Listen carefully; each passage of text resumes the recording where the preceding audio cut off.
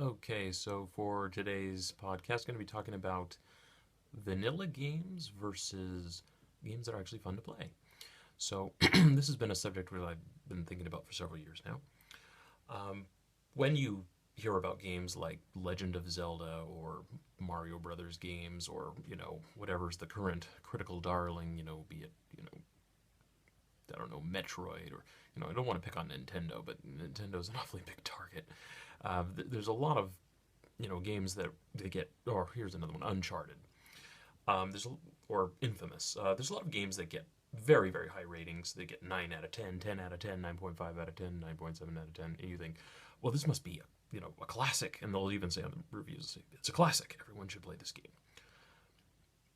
And then if you're someone like me who plays a gajillion games, you're like, okay, I have to play this game. It's on my list, and you pop it in, you go to play it, and you're like, hmm, it's okay. I mean, it's not buggy, it's not glitchy, but it's kind of slow. It's a little hard to get into. And you're like, yeah, okay, play for a while. You get stuck, or you get kind of bored, you get kind of lost, you're kind of wandering around the game world, and you're like, this does get fun at some point, right? You put it on the shelf, you're like, I'm just not feeling it right now. Maybe I just got to be in the right mood for it. You put it on the shelf. Play something else that you really enjoy instead. And then you play that for a long time. You beat it again. And then you're like, okay, you know what? I gotta come back to that classic. I gotta play this game. Everybody says it's such a great game. I gotta try it again. It must have been something in my mood. I'll try it again. You put it on. Same thing. You're like, it's not much fun. I'm stuck in this dungeon. I'm only 5 minutes into this game, or 20 minutes, or 1 hour. 2 hours. The game is 70 hours long, and I'm still in the beginning. I've been taking the training wheels off. I'm like, come on, I gotta get through this. You play for a little while, and same thing happens. You get stuck, you get bored, you get lost, and you're like,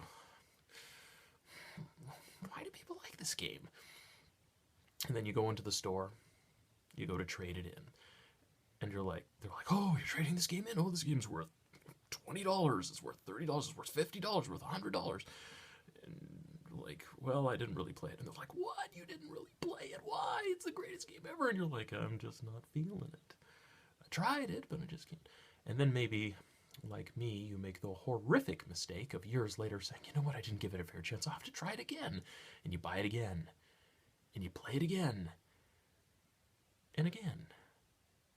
It just doesn't click. And then meanwhile, there's all these other games that you play, which get 6 out of 10, 7 out of 10.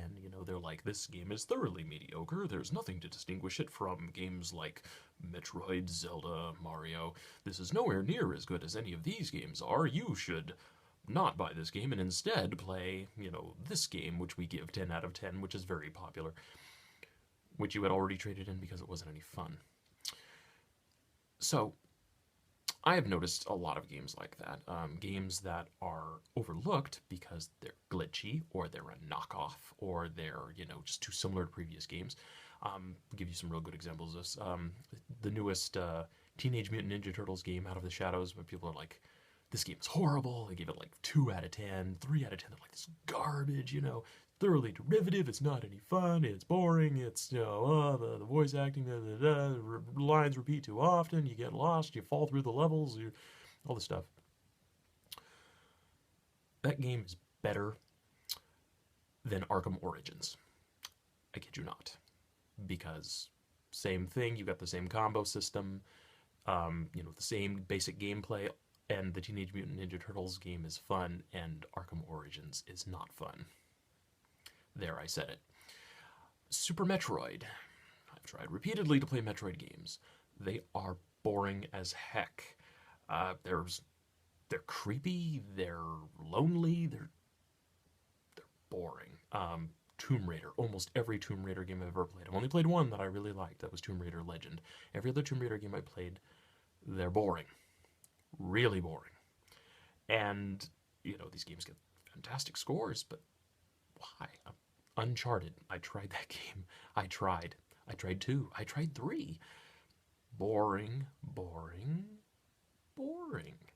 Uh, and it's funny because there's games that are, again, knockoffs, ripoffs that I like better. I do not like Metroid. I love Shadow Complex. I've beaten that game like, almost every way that you can. I didn't get the ultimate achievement, the final piece of the armor, but, just about everything else. Played the game to death. And people said, when it came out, they said, well, it's a Metroid ripoff, so, we feel bad about giving it such a high rating because it really is just Metroid. And I'm like, yeah, except it's fun. Metroid isn't fun. And then, there's other examples like that. There's another game, a freeware game for PC I tell everyone to play called EGIJI. Absolutely fantastic freeware game by Daniel Remar. Another Metroidvania game. It's incredibly fun. 8-bit type graphics, vector graphics. It's incredibly, incredibly fun. The soundtrack is magnificent. And I've played a bunch of Metroid games and not a single one of them has been fun. I haven't played one I liked. And Mario Brothers, my goodness, I've tried so many Mario Brothers games. I've never beaten one. The first one has sort of wacky charm. Donkey Kong Country, incredibly frustrating game. I've played a lot of Nintendo games. I haven't really liked most of them. I love Star Fox. Never beaten the original, but I've beaten 64 many times. Wave Race. There are Nintendo games that I like very much, but they're games which are fun. Usually games that you can beat and replay. Sega is kind of the master at making games that are replayable. You beat the game on easy, and then now you've unlocked normal. You beat it on normal, now you've unlocked hard. You beat it on hard, now you've unlocked impossible. And I still keep playing because they're still unlocking things and you're still having fun. Whereas the Nintendo games, it seems to be, is only got one difficulty mode. It's impossible. And 5 minutes into the game, you're stuck. I've tried a whole bunch of Zelda games. Never beaten any of those either. I've tried Wind Waker. I tried Ocarina of Time 3 times. I bought that game, maybe 4.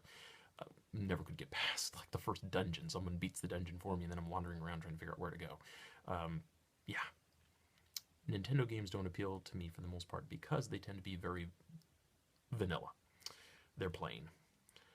And yeah, the only point that I'm trying to make is there are games which are vanilla and are very highly rated, and maybe what you should be trying is something that's not as vanilla, not as highly rated. Maybe it's buggy. I mean, Advent Rising, one of my favorite games ever. I tell everybody, you gotta play Advent Rising. It's such a good game. But it's got horrible, horrible glitches. So, I would rather play a glitchy, fun game than a perfect, boring game.